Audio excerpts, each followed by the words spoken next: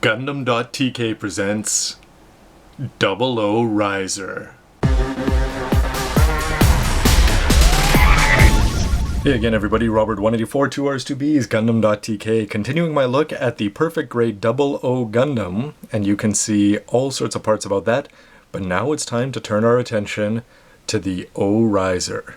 You may have seen way back in the deboxing parts that you're going to get two boxes like this, one for the Double O Gundam and one for the O Riser. And that suggests to me that Bandai was thinking about selling just the Double O Gundam as a perfect grade, but then they decided to add the O Riser not as an option like the Sky Grasper to make the Ale Strike Gundam, but instead they made it an integral part of the kit. Now whether that was a good idea or not, let's stay tuned for the verdict to chat about that there. When you're all done with the plates, you'll see that they're all primarily white, blue, and then the black of the inner frame, not the gray. But on the A plate, you are going to get the clear orange part for the cockpit-looking part. I believe it's a sensor at the front of the O Riser. And you're also going to get some clear parts.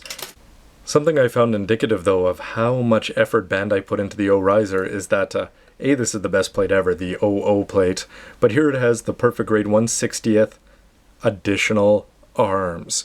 So that just goes to me to say that you've got these 4 extra plates that are, I have to give them credit though for giving you gray and the black so that you are going to get color differentiated weapons. They're not just the same color as the inner frame. But just the fact that they had to throw these in just sort of seems to me like they were just trying to fill up the box to justify this being a perfect grade size and price. When you put everything together, you're going to get, of course, probably the most noticeable thing is the GN Sword 3, which comes in the O Riser section. And I'll talk about that individually in a moment. You're also going to get these effect parts that go onto this. You're going to get some attachments here, which are used to mount the O Riser onto the action base that's only included in the first run. And then you're able to attach the GN Sword 3 to that when you put that on there. Of course, you're going to get the main body, 2 wings, and then, besides these 2 big containers, the rest just look like little random gray weapons. The GN Sword 3 was pretty cool when it showed up at the end of the series, especially just because it has the green, which fits the Double O motif so well. But in terms of a plastic model, you're going to get moving parts here at the back, and this gets really loose as soon as you put that out. And it goes down there, but it doesn't lock into place, but it does seem secure. This part is also going to open up. And then you're able to slide the blade back down and inside, and otherwise not too much else for moving parts. The end here, this is supposed to look like a blaster, and they do little things like by putting a circle down there that sort of adds to that effect. But if you were just to put this in hand and say that's a blaster, I don't think it's really going to come across as one, so maybe some clear parts or something a little more exciting at the end could have added to that. There's also this part here which will hopefully help it stay attached to the arm when you put that on. But where my big complaint comes in is these white parts here on the green thing. Do you see how they just wobble? Basically, you can hear them snap into place, but they're not going to stay there very well. And over time, they're going to collapse a little bit. Now, a little bit of glue should fix that up. So that's not the end of the world, but you don't expect that to be on the focal point weapon of the whole perfect grade Double O Riser, that you would have that kind of weakness at the end of it. In terms of size though, if you can see it here next to a regular beam saber, you get the idea of just how large this really is. Here are the pink effect parts that are going to go on to make the Riser sword, and my first impression of them is pretty positive because it's got these lines on the inside which are going to add some support, but overall they just sort of add to, if this was just clear pink all the way through, that might be a little bit dull. But over time, this thing has started to split. I have to say that this is one of the first things I built. And over time, it just doesn't fit as well as when I first got this. So I remember at the beginning when I put this onto the GN Sword 3, it works. But now, when you put this on, first you've got to line it up to get the blades through all of those slots there. And then when you get it down here, you can see that as you plug these things in, what happens is at the end, these are on very small little attachment devices here, these little tiny pegs. And as soon as you try to put them in, they pop off. And I remember I did not have that problem at the beginning. So hopefully a new fresh Double O Riser, you won't have that same issue. Complaints aside though, when it is attached on, the fact that you can still see the white, a little bit of the green, or at least recognize that there's a different color under there, combined with that, with a little bit of glue or something to hold this into place, that is a pretty awesome looking weapon, minus the possible weight issues. And here's a comparison of the effect parts for the GN Sword 2s, the beam saber, and the Riser sword. For the additional weapons, you're going to get the GN missiles here, and they call them A or S or whatever. They've got great parts here with, again, the dark black-ish, or the dark gray of the inner frame there. And again, they just top that off.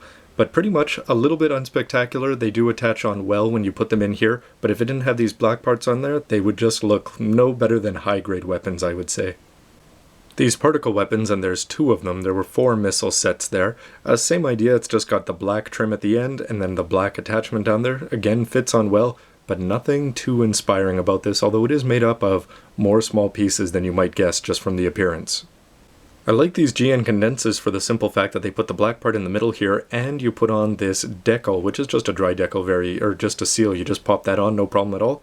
And just by having that little bit of extra touch on that, I mean, I could go and put the yellow seals, etc. on here as well, but that comes across as being annoying for something that I'm not going to put on the O-riser all that often.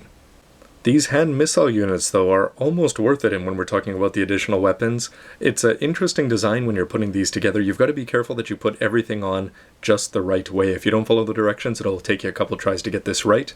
But no moving parts, so don't expect anything fancy. You can see that this will detach if you choose to, but it really shouldn't, and when you just plug that in, you get a pretty solid fit. Little details, though, like the offset lines here, do add a cool effect to this, and this is my favorite of the extra weapons.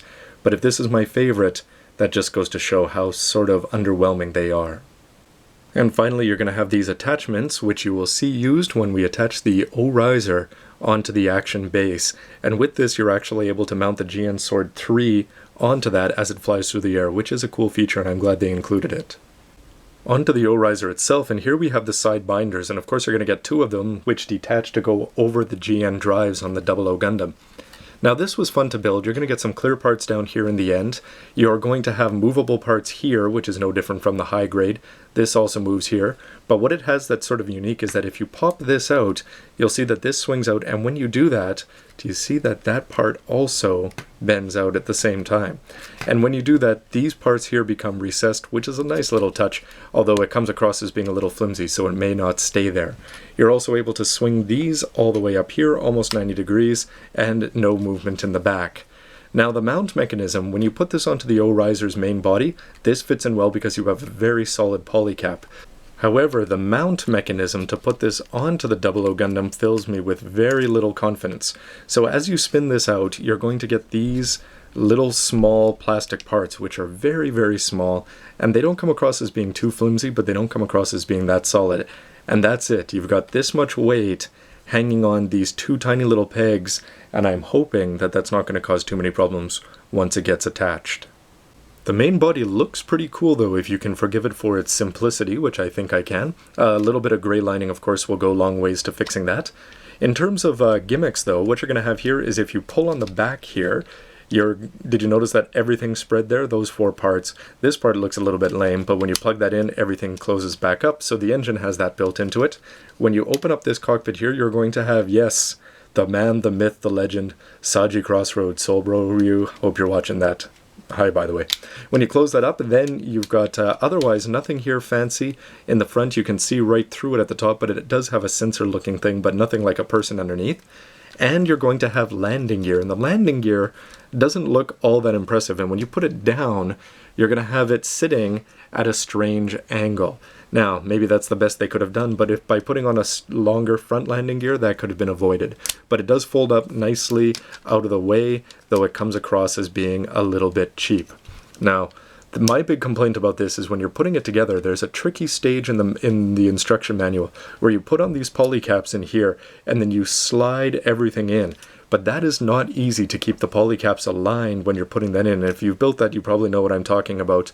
Takes a couple tries, but make sure you get that right, because otherwise this bend mechanism is not going to work all that well. So when you bend this down, you're able then to dislodge this top part, and you'll notice that it just sort of rolled down there. Can you see that there? And as it rolls down, you're able to bring this in, and hopefully this is pretty much a 180. With that peg, everything's going to fit nice and securely when we actually attach it. I'll wrap up this part here. Stay tuned for the next part to see the O-riser put together and all of those awesome additional weapons added onto it. And then, of course, stay tuned for the most important thing, which you've all been waiting for, including myself. I haven't built it yet, but the actual double O-riser. Anyway, thanks for watching, everybody. Hit like if you do, hit don't like if you don't, subscribe if you haven't already. See you next time.